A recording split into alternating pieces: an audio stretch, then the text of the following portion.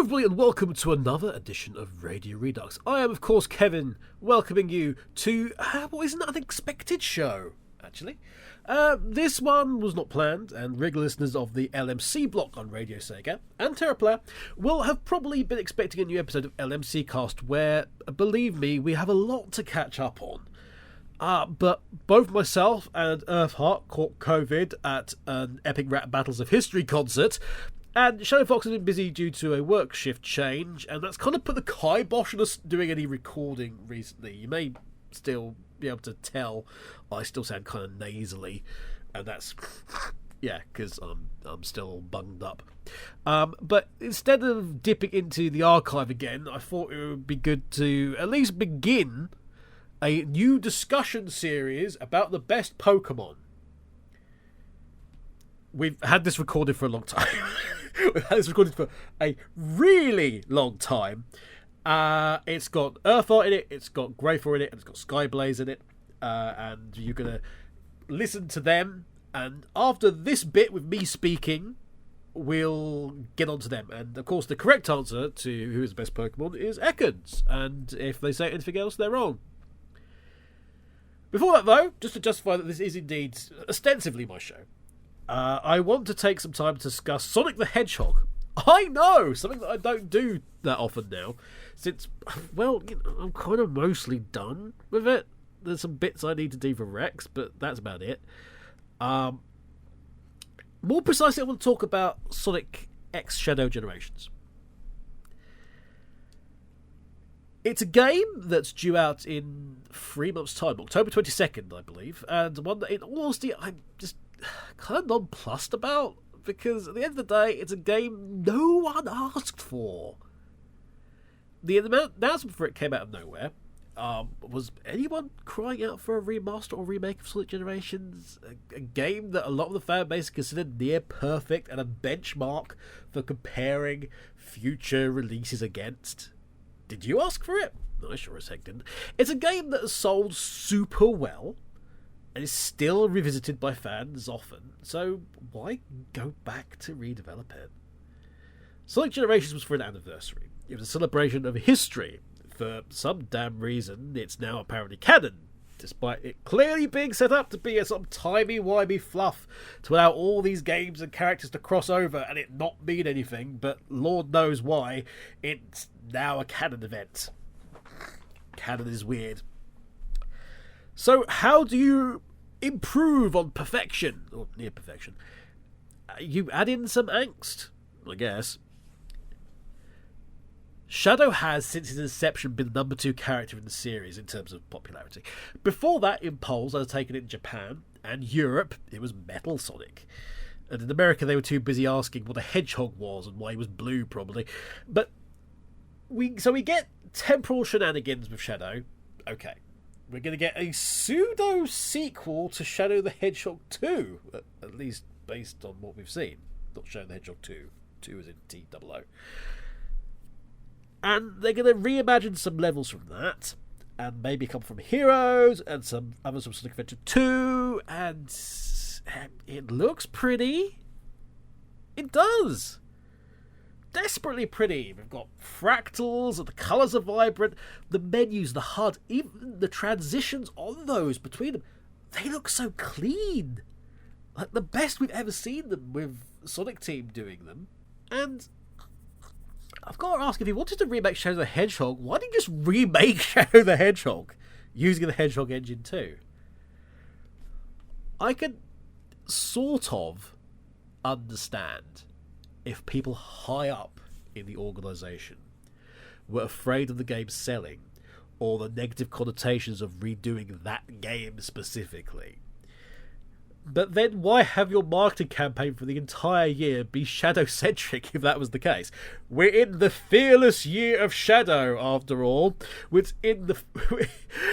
oh, God's sake. It's something that screams Sega of America came up with this with the help of a focus group, that title. It's very cringeworthy. I just don't see why, if you're going to do this, why you don't ironically go the whole hog and remake the game. Sonic Team loves Shadow the Hedgehog. because it was a different atmosphere and a different vibe. They got to try things that they just couldn't do in the Rated E for Everyone box that Sonic was in. Ask Jun Sonoy. He loves that Shadow soundtrack. Give him any opportunity to break out that grittier sounding Shadow guitar and he will. He loves it. Lord knows, Sonic Team, no. Everyone's been crying out for the Sonic Adventure and Sonic Adventure 2 remake for years. And specifically since Sonic Generations came out. Because that showed just how good it would be if they had an engine, in Hedgehog Engine 1.0, that meant it was viable. So, in doing this, and going in, cherry-picking this and that, they've pushed those possibilities back even further. Someone please ask them if they're still working on it. They've said they were looking in on it before, but I'm willing to bet you'll get the same stock answer you've been getting about the Chow Garden for the last 15 years. So, we're getting a Sonic Jam polygonal skin. Big whoop, I guess. We're getting a Terios skin, a cut so deep I had to have it explained to me by the LMC Discord. I'd completely forgotten about Terios. We're getting pretty levels and clean menus, but we're also getting Doom's Eye that's been changed from being a menacing and foreboding presence to being animated like several off-their-meds inflatable tube men have been hot-glued together and been force-fed 10 shots of espresso. It looks dumb. We're also getting wings. Two thoughts on this. Okay, the first is congratulations on the Pandora's box of fan art you've just opened. As if the name Sonic X Shadow Generations hadn't done that already. As soon as I saw that, I could practically hear the fan base go all Pinhead from Hellraiser when that happened. You know, the box, you opened it, we came. But I guess at least we didn't go full JRPG antagonist with the buckles on leather and stuff. That's what the fan asked us to do. The box, you opened it. While the silhouetted official art on the Japanese side using this looks great. Let's not ignore that someone working at Sega came up with this design, and dear God, it looks stupid. Secondly, outside the look, what narrative use do these wings have for a character that has air shoes on and the ability to freaking teleport? And what's the point? But hey, they look cool. They really don't. Anyway. Speaking of bad optics, can I quickly go back to the whole suffering doomed year of Shadow Show thing? Yeah, I know that you've got Movie 3 coming out, where we're doing some sort of SA2 rehash, and yay.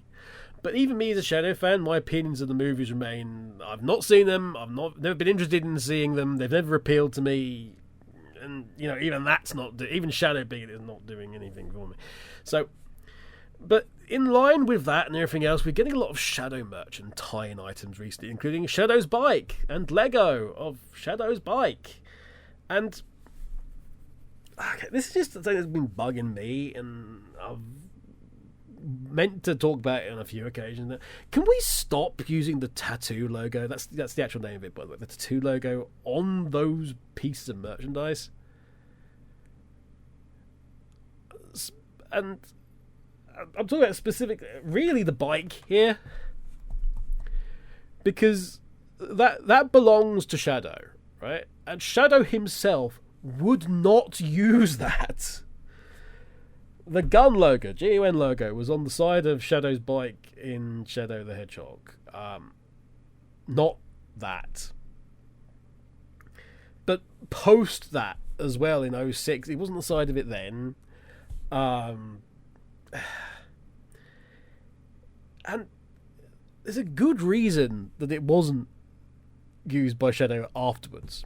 Okay, so yes, it's the symbol of the Shadow game, and fans and fan sites can use it and have done so to represent the character as it's a tie back to the character because the character's game. But you don't see it used outside of that. It's never been Shadow's symbol for the racing games, for instance, or for the Olympics games. To Shadow himself, it's what it's always been, the symbol of the Black Arms. The Black Arms are a genocidal race who try to kill everyone he cares for. It's basically outer space swastika. It's why the only real time you've seen Shadow using it was in the Archie Comics 25 years later continuity, where he's waving a flag with it on. A continuity, may I remind you, where he was a fascist dictator. So please stop putting it on stuff he apparently owns. It makes no sense, given the character himself. Now, when I raised this in other discussions, I've been told that this is now considered to be Shadow's symbol at Sega. All I can say to that is, if that is the case, then they really don't get it, and they really should probably play Shadow the Hedgehog to understand it. Anyway, that said, there are some things about this game that do intrigue me. And it's specifically on the narrative side, the story route. It seems like Doom's Eye... Is Black Doom actually in this? They know the difference, right, between Black Doom and Doom's Eye, right? They know. They do know. Right? Yeah? Anyway. Yeah, as I was saying. So, Doom's Eye, from what we've got in the clips and stuff, may have some awareness of the Sonic timeline post 2005, because he's been in this... He's somehow whatever pronouns for Doom's Eye, there's a question for you,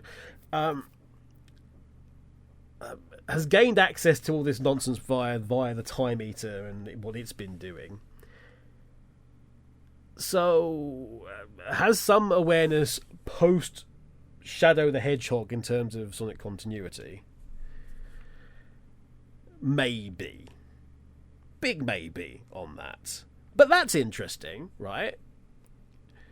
If it's time travel to save the day. Yeah, but what if the bad guy time travels and start at the same time? We've got a whole sort of evil leaper situation going on. Skyblaze will appreciate that. Yes. So in this ideal scenario, Doom's Eye is Alia or Lowfall or I don't know. One of them, I guess. And Shadow Beckett over here is going to put right what once went perfectly fine, but maybe now is going wrong. Maybe? Anyway, we'll see. We've also seen that animated prologue and promotional presentation that Sega showed just the other day at the panel. That Sonic Battles continuity is back in play with a vengeance. Now, this really pleased me because I had to rewind to 2007. Young Kevin, young AAUK, with you know, a gleam in his eye, hope for the future, delighted to be working at Sega. And you know, we're going back really, really far. So he had to fight tooth and nail to get a game profile of Sonic Battle up on Sonic City. I mean, he had to fight so hard. And the selling point was it was super important because Sonic Battle played in with the storyline of Sonic Adventure 2. So it was good that people actually knew about that and why it was important, the fact that there was all this other stuff that Professor Gerald was doing. Because, as we know, Professor Gerald also made the Gizoids, and it was all tied to Project Shadow as well. So it's great to see we've got some sort of disaster going on, but we've got animated Gizoids, and a Gizoid. Is it a Merle? Maybe. I mean, it wasn't like Merle was the only Gizoid, but is it a Merle or Proto-Emerl or something? I don't know. We'll see. But that's what the first animated item clearly tied in with was the stuff with Sonic Battle. We also had, like I say, the timeline as well. And we also got the poster art. So the post art they put out suggested we'll actually have this, along with some sort of nods to the events of Sonic Adventure 2, because this is over 3 items, 3 animated pieces. So one is some sort of flashback with the events before the raid on the Ark, which leads to, well, all the bad things happening, and one of the Gizoids going rogue. Fine, but the poster suggests they're doing something to do with Sonic Adventure 2 as well, because you've got the space shuttle there. Now the space shuttle is only there. There's only real relevance in the series for the space shuttle is Sonic Adventure 2, unless it's going to be, oh yes, this is. We also sent a space shuttle there full of gun soldiers, and that's when everything started. Those are the only real 2 probabilities. But interestingly, you've also got Team Dark there. You've got Rouge there, and you've got Omega there, and so that would suggest something in a post-Heroes flashback to Team Dark. Because I don't know, I don't think it would be during Heroes. That doesn't sound like a thing they would do. So we've got that. Now I'm still hoping we revisit Sonic 06. This really interesting possible dark future with Shadow as a global scapegoat, and he's betrayed by his own team. I know that's unlikely, and that's super unlikely. But you've got to remember that while Sonic 06 isn't in play, the situation prior to the start of Sonic 06 is in play, in that everyone's sort of working together at Gun. That's still a thing that happened. It's just all the events of Soliana. Now, obviously, Sonic 06 wasn't on that timeline graphic they showed, and it shouldn't be. Sonic 06 is a closed loop. It's there and also not there, which probably makes its effects and Sonic 06 as a whole one of the most intriguing Sonic games in hindsight, really. But anyway, the jewel for me, that enticement, is from Prologue as well, and the very beginning of that segment when Shadow speaks to Maria and says in so many words that he has failed her. He should be the key to all manner of medicines. He wants to help. He's desperate to help. And yet his creation has not found the solution to her illness. The illness which is killing her. And speaking of which, as I'm here, and apologies to Radio because I'm going to swear pretty hard in the next segment, but incidentally, to all those people cheering when Maria is shot at Sonic Symphony or whatever, go fuck yourselves. Seriously, just fuck off somewhere else. I don't care it's a meme. Many things are a meme. You're cheering the murder of a terminally ill child. If you genuinely find that concept funny as a person, that says a lot about you. It tells me you're fucking awful. Where were we? Okay. So yes, Maria assures him it'll be all right. She's just happy to be with him and Professor Gerald as they study, and then all hell breaks loose, obviously. But that, from Shadow, that's not angst. That's guilt. Shadow feels guilty about his self-perceived failings, and I kind of hope we do get that explored more. Away from all vengeance and that we had at the very beginning of Shadow, obviously, and we're still going to occasionally, but more into the fact that he is a survivor of so much, and he has survivor's guilt. For the character, dealing with that a little more directly, again, it's something that has been done before in the Archie comics really well.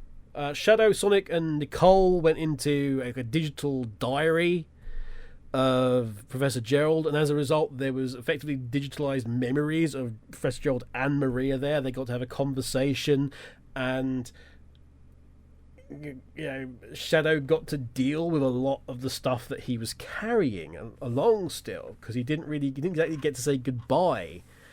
Certainly not to Professor Gerald, and not really to Maria. There was a lack of closure, and prior to that, and I'd argue that Shadow hasn't really been given proper closure about any of this in the games either. And with all this time travel stuff, could he finally get that?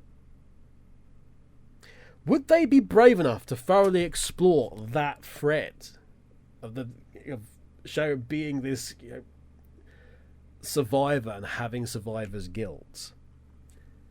Would they be brave? I know Ian Flynn would be brave enough to do it. Without question, Ian would. But what about Sonic Team?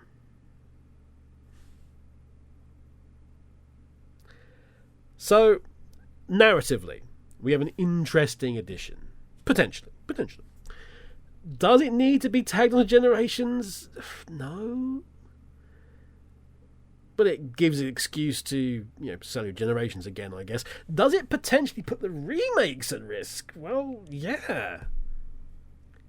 Is it worth having this game at that potential cost? Honestly, I don't think so. I remain baffled by Sega's strategy in terms of how they're doing games and putting them out.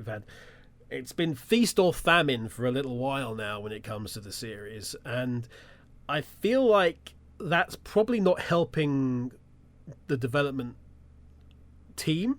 It's not helping Sonic Team, it's not helping the development, it's not helping, them get time that they need in terms of a bit of a break.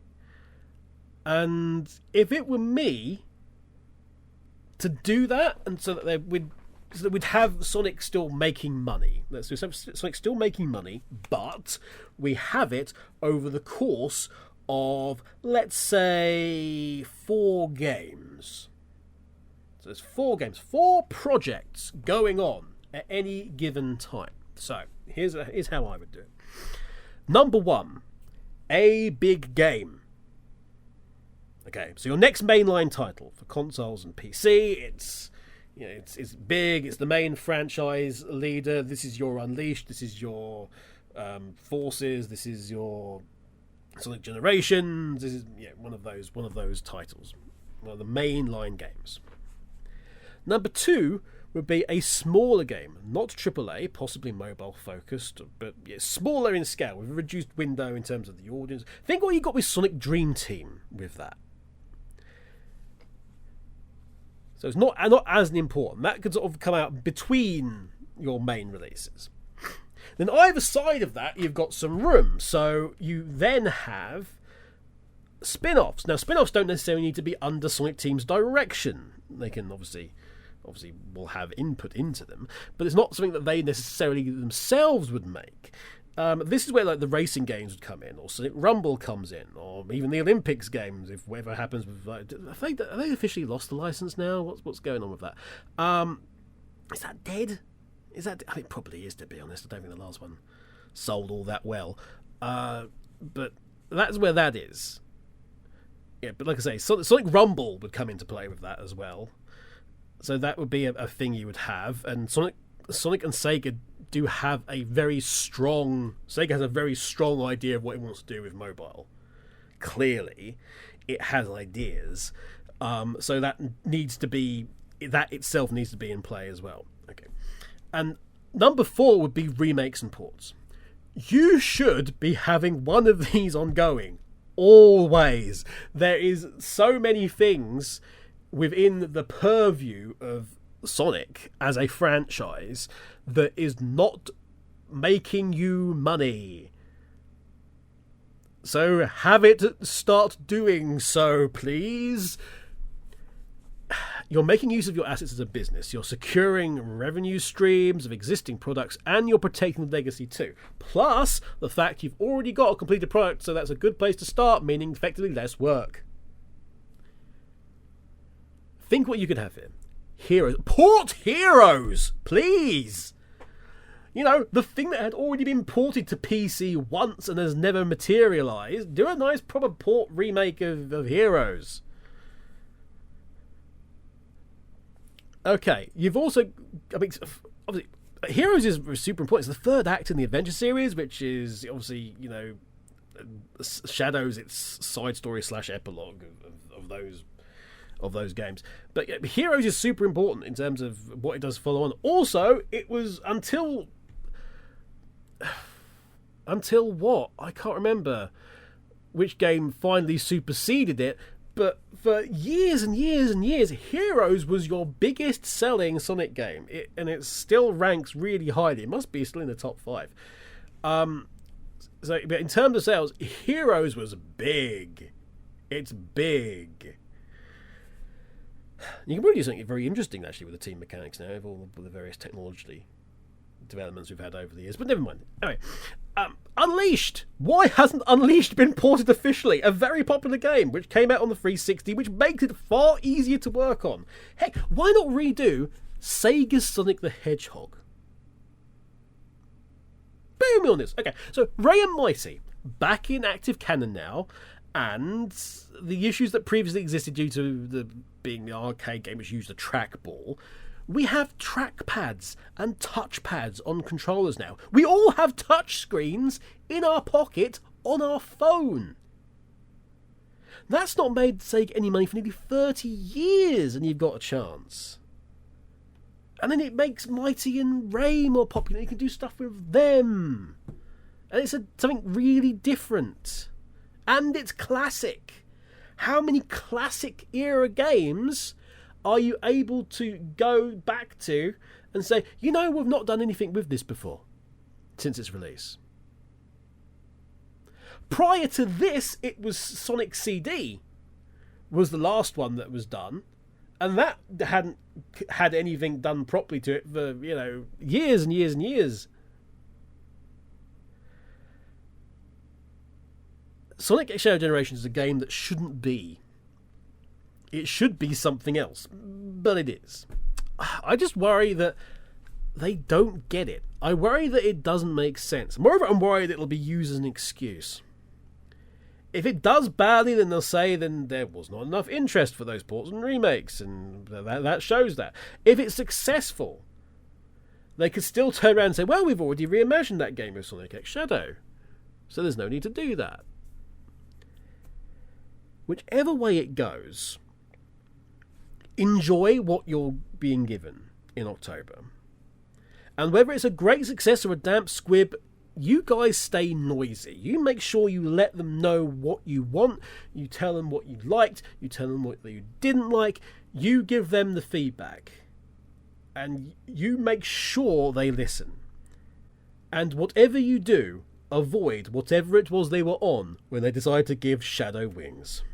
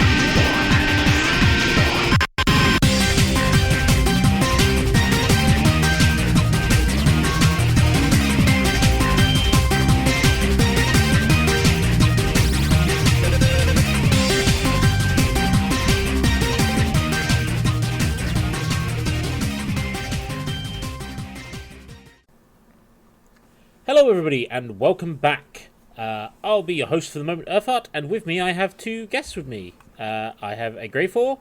Hello. And a Skyblaze. Hello there. We're going to be talking a little bit about the most recent game in the Pokémon series, Pokémon Scarlet and Violet. Before we kind of delve in, what is both of your experience with the Pokémon series as a whole? My first one has been Pokemon Yellow, then into Gold, and then I've had pretty much the only series I've not really touched into in terms of like mainline Pokemon catching has been Black and White. That's fair. I didn't really... I think I was slightly too old for it to miss the kind of zeitgeist of the on the original Game Boy. So that kind of bypassed me. I did start briefly playing it when I was at sixth form college, when I had my first Game Boy Advance. Because I had the four-way link cable. Ah, yes. So I suddenly became quite popular. Everyone's friend. Oh, I do remember those days, actually, because I had a four-way link cable as well, and I think we mostly used it for, you know, those games where it's like only one person needs the cart and everyone else downloads it. Yep. We definitely did that with Sonic Advance at one point. Nice. Yeah, I think for me, I think mine was only for playing like Link's Four Sword Adventure. That's one game I wish I had played, is the thing. I started with Red, then went on to Yellow, and then the only generation I've missed, oddly enough, is Generation 3, which I missed both its original release and its re-release. That takes some skill. Breaks. That takes skill, yep. But yeah, I've played pretty much every game since. Not always on time. I got Sword and Shield fairly late because I couldn't afford to buy it at full price at the time. Mm-hmm. And I also missed Ultra Sun and Moon. I've only just got that one myself. Yeah. Played Sun and Moon, and it was like, because I didn't really understand that it was like a different story. I thought it was just an expansion. So I'm like, I've got the original. Why do I need this? Yeah, I was kind of on the like, do I need it if I already have Sun and Moon? Because I did have Platinum, but I got Platinum for free with buying an upgraded DS. I got it with my DSi, so it was like, well, I might as well take Pokemon Platinum. So yeah, it was one of those weird ones. To be honest, when I've stopped playing games, it's because I've wanted a bit of a break. Because there is maybe a case of too much Pokemon. But I guess let's start with you both. You can either go together or individually. It's up to you. What have you thought of Scarlet and or Violet? Because I don't know which ones you've played. We've got Violet. We thought about getting both of them, but we've only got one Switch, so... It's not as if we could trade between each other that way. If we get a Switch Lite or something at some point, then we can do that. I will tell you now, there is actually a way to trade between the two. Oh. Is there? A Pokemon Home will let you do that. That's interesting. Because I have two accounts. One is my main account, and the other one is kind of just a secondary account I've had for testing stuff, if that makes sense. Mm-hmm. I've got an account that when I have to do a fresh playthrough for work. Yes.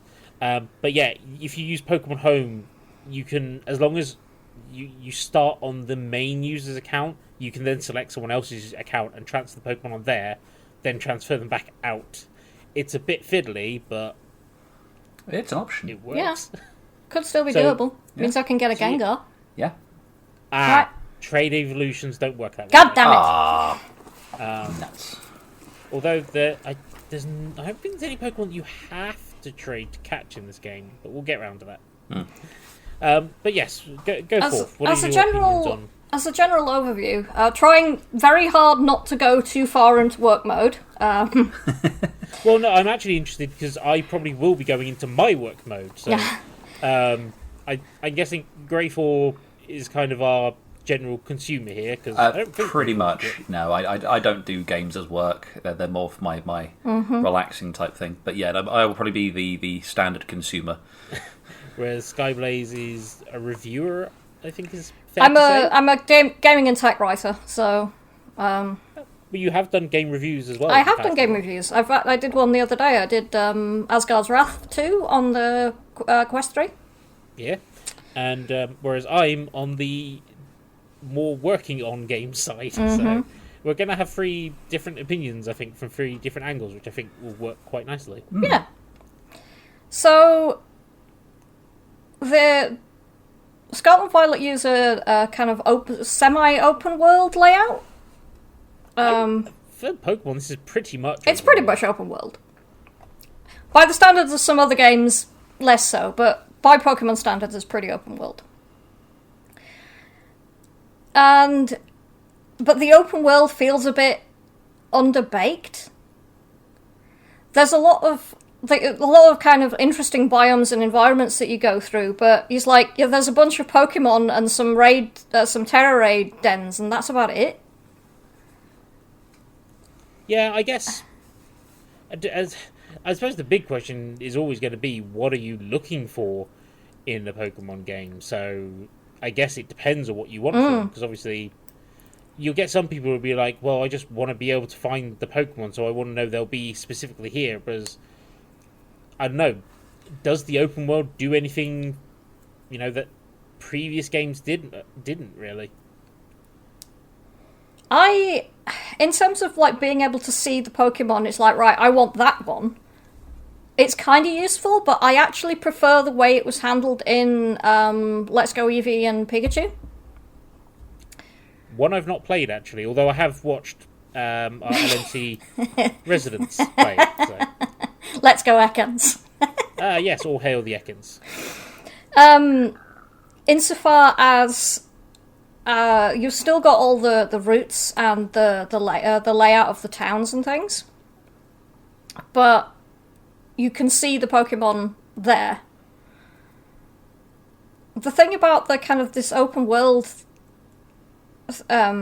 structure is that it's very difficult to figure out where a given Pokemon is going to be unless you spend most of your time staring at the map. And this seems to be like one of the downsides of the game to me, is like you spend a good half or more of your time looking at the map, and I don't think that's a good part of a good gameplay loop necessarily. That's interesting. How about yourself, Greyfore? Did you find that as well? For me, it was one of those, because again, with sort of the open world layout, it was like, okay, cool, I can go anywhere I want, awesome, and I go where I want, and then I get trounced because I end up going into an area that's far out level than me, but I didn't realise. So it's like, okay, so it's very restrictive in the open world in that sense. And thinking in terms of what Skyblaze was saying, one of the things I feel that's definitely missing is what I think would really work with this is actually if they had little side missions. So I'd recently got lent a copy of Arceus to play. Oh yes. And you can get like little side quests that you can do. You've got to like fill out the Pokédex entries for a certain Pokemon and show it to somebody, because obviously you're filling out the Pokédex for the very first time in terms of chronology. But it meant you had side missions you could go and do and things like that. If they had elements where you'd gone out into the field and you see somebody who's looking around trying to find a Pokemon or trying to find their lost Pokemon, you can then go on a little like a hunting quest and then find they're being terrorized by a couple of other Pokemon, then doing like a team battle against these to sort of beat them up. You get the Pokemon back, hooray, experience all round, here is a prize. I thought that implementing something like that would have been really cool. But this is what I was saying about don't make an open world unless you've got stuff to put in it. Yeah, that's actually one of my complaints as well, is what I'm not a massive fan of open worlds in general anyway, and one of the problems I had with the way that this game, with Scarlet, well, I played Scarlet rather than Violet, but either way, I didn't see most of the open world trainers, and when, like, one of the few side questy bits are around is there's a load of people who's like, oh, have you beaten X trainers in this area? And it's like, well, okay, where is the boundaries of this area? Where are the trainers? Because I didn't see them. Yeah, and they're not marked on the map. Yeah. So, because obviously there's a few on major routes, but the other thing is obviously in previous games you kind of had to go past them, and also you had to battle. A good chunk of them, because if they saw you, they'd be like, "I'm going to screw you up," But you don't really get that in this one.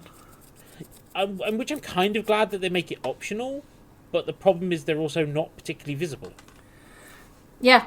And one thing linking off that I find is really annoying is that in terms of levelling your Pokemon up, the best ways in doing so are the Terror Raids, which are fine because they're easily shown on the map, you know where you're going with those.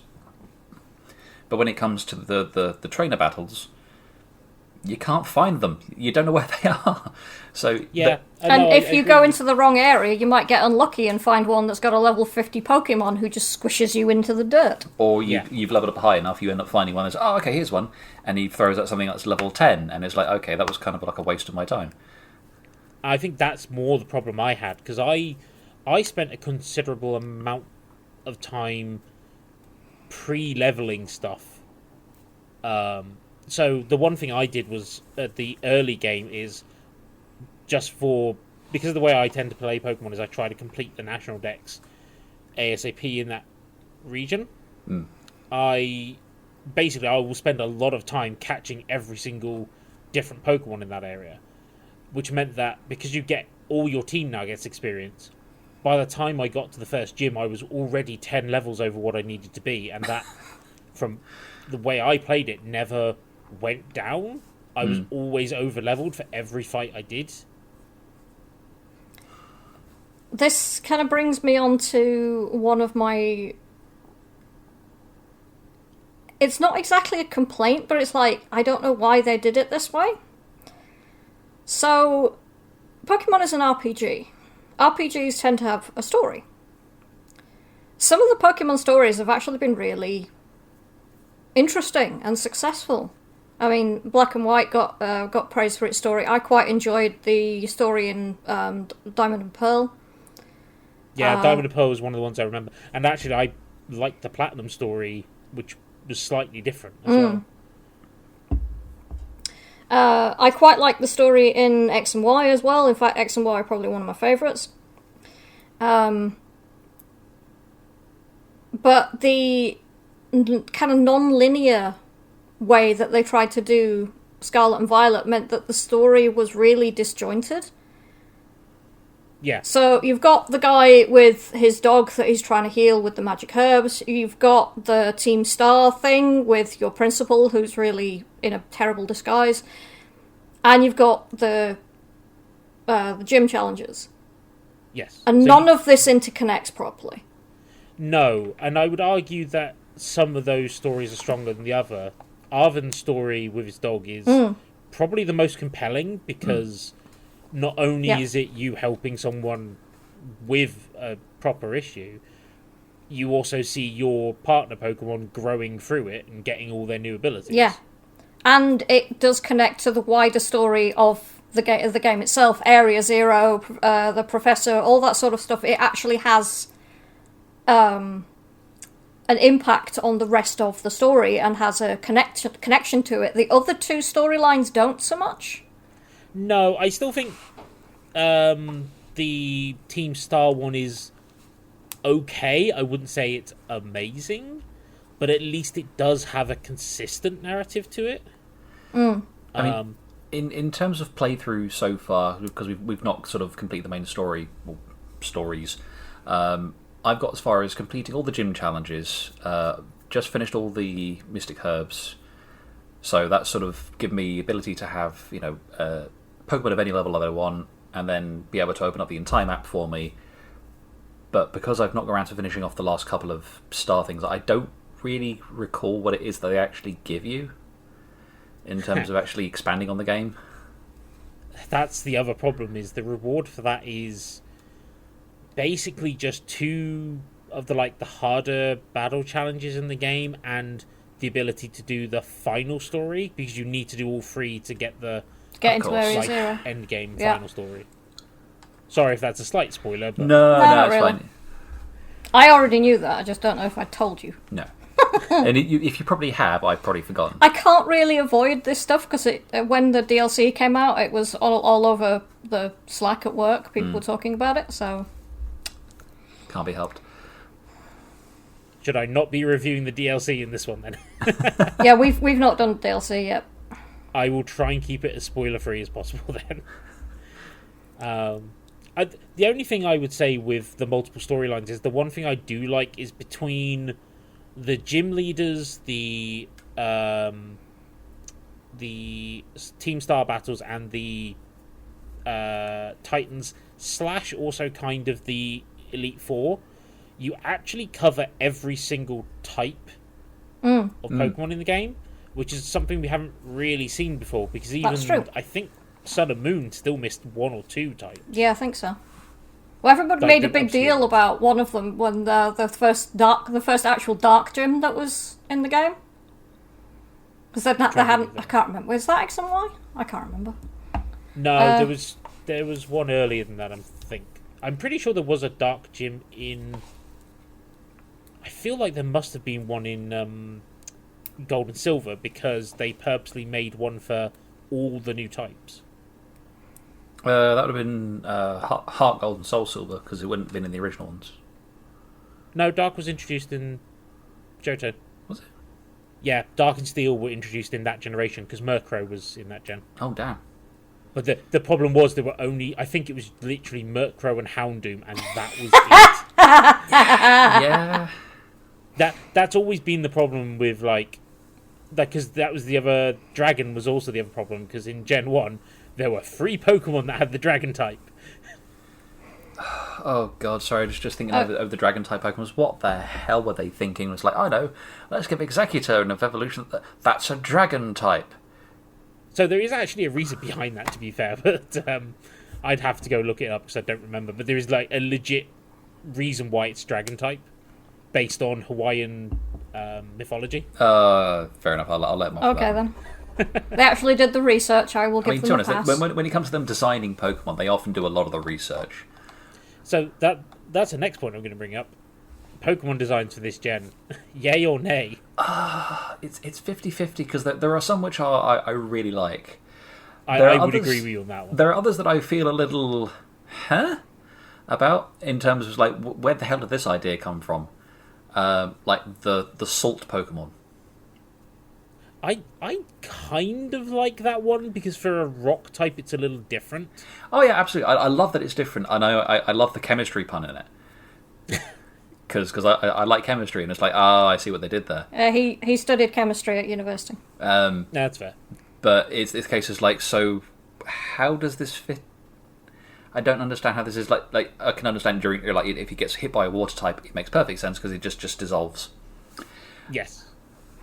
But it's also like, can you imagine being in the Pokemon world? It's like, can you pass me the salt, and somebody just passes you a Pokemon? Just like scratch the Pokemon's head, and it's just no. I'm not sure I'd agree with that. This is like the Ishgardian salt joke in Final Fantasy XIV. That's another show I'm going to have to get you on for another time, before Dawn Trial comes out. I mean, personally, I think my favourite designs are the Tinkerton line. I really like. You like that one, don't you? Yeah, With I've got one of the ridiculously enormous hammer. Yes. Skeledirge is by far my favourite starter. Yep, that's one I've got. And I actually really like the Scarlet Legendary Koraidon. I think that's quite a nice design for like a prehistoric Pokemon. But obviously you might not have seen that one. Yeah, so we won't have seen that one. I liked the idea of some of the Paradox Pokemon. So they're just really messed up. But I think Violet gets the worst end of that for 2 reasons. One, I think other than Iron Valiant, and I like Iron, the Moth one. I think it's Iron Wings. I like that one. The rest of them just feel like it is robot version of Pokemon. Woo. Whereas, I think Scarlet. The Scarlet ones are more messed up. Yeah, and someone on Twitter years ago managed to do like Monster Hunter icons for all of them, which was quite cool. Nice. But the other thing you get shafted by in Violet is all your Paradox Shinies are terrible. Ugh. Well, I've never been that fussed about shiny hunting, so... That's fair, but... I lack the patience. Well, I mean, this game makes it slightly easier, but yeah, all of the shiny Paradox Pokemon in Violet just turn silver, and that's it. That's all that happens. Whoa. That is depressing. In Scarlet, they all get they vaguely mimic the Pokemon they're based on, but it means they get more radical changes. And I will say Koraidon gets a really nice black tinge to him, which is quite cool. Ooh. Well, that would appeal to you. Yes. Shame we off. only have Violet. Yeah, And well, one Switch. meh. I mean, I might be able to get you a couple of Koraidons. It's going to take me a while, though. So I need to replay the game 2 more times. But yeah, I mean, I definitely agree that I feel some of the Pokemon are a bit lazy. Wiglet, I think, is my biggest issue. Yeah. There's a Wiglet and Wugtrio. Yeah, And it's Toad's cool I'm fine with because it's stupid. The Tentacruel one is just Yeah. like the little one just with his feet out just going, ah. I don't know, I'm just going to see if I can get the list of those Pokemon up again, just so I can get a good look at them again. Because I've forgotten some of them. The Capsicum one, the sort of pepper Pokemon. Oh, Yeah, that's a weird one. The Smoliv one is like, it's an olive. Really? It's an olive. Yeah, oddly though, they struggled with grass types, I think, this gen, because it's that, the Capsian one, and Sprigatito, and I think that's it. I love Sprigatito. Yeah, out of the 3 starters, while Skeledirge is my favourite, Sprigatito's line, I think, is still good. And I especially like Meowscrade being paired up with Incineroar quite a bit. Which kind of works out because they're both dark. I loved Quaxly's first form. I feel like its final form doesn't quite reach its potential. Why is that? Because when they said it was water fighting, I was like, oh, we're going to get some cool kind of like capoeira style Pokemon. And That it's just a dancer. I felt a bit disappointed. And to be fair, mine also had really, really bad stats, which did not help. Oh. Yeah, I'll admit, I didn't. It's one of those things because obviously the initial starter Pokemon is kind of what you base your choice off in a lot of cases. But that and what type it is. Skyblaze went Sprigatito because it's a really cute looking kitten, I went Fuecoco because he looked adorable and derpy, and I like fire. So that was pretty much generally every generation. I always lean towards getting the fire type starters. So when I got the Skeledirge, I was like, oh, that looks really badass, especially because he's got the little flame bird on his nose that in the pops out as a final evolution, microphone. that's really cool. Also, he's still quadrupedal, Yeah. which is weird for a third stage. Oddly, he doesn't start as quadrupedal though. No, he Yeah. starts bipedal and then he then goes. They down went the to other way. quadrupedal. yeah. Yeah. This is their attempts at innovation. But then So you got I Quaxly and it's like, ugh. Yeah, I slightly cheated because I restarted my game 8 times before I finally started my main adventure. Because what I did was I traded out the starter Pokemon to... So I started with 2 other friends. I traded out my starter Pokemon so we all 3 had all 3 starters to begin with, so we didn't have to worry about that. Okay. It was just the easy way to get them without... When early in the game when it was harder to get eggs. It's just a quicker and easier way of doing it. Really. Yeah, when started replaying Shining Pearl, and I tried to persuade myself to take one of the other 2, but I had to go with Piplup because he's my favourite. I think I went with Piplup first time. But there's so few fire types in that game. It's quite brutal early on. There's like Houndoom and Ponyta, and that's your lot. Yeah, pretty much. Yeah, I was having a quick look through the list at the moment just to see if there's any that I've missed off in terms of... I quite like the have the Copper Elephants been in previous games? The Q-Fan and Copperaja. Yeah. I don't think so. Because I don't remember seeing... Yes, they were introduced in Sword and Shield. Ah. Oh, okay. But I quite like them. The last gen. I like their designs. But yeah... And some of the 3D models... it didn't go well for some of them. For some of them. Yeah, I mean...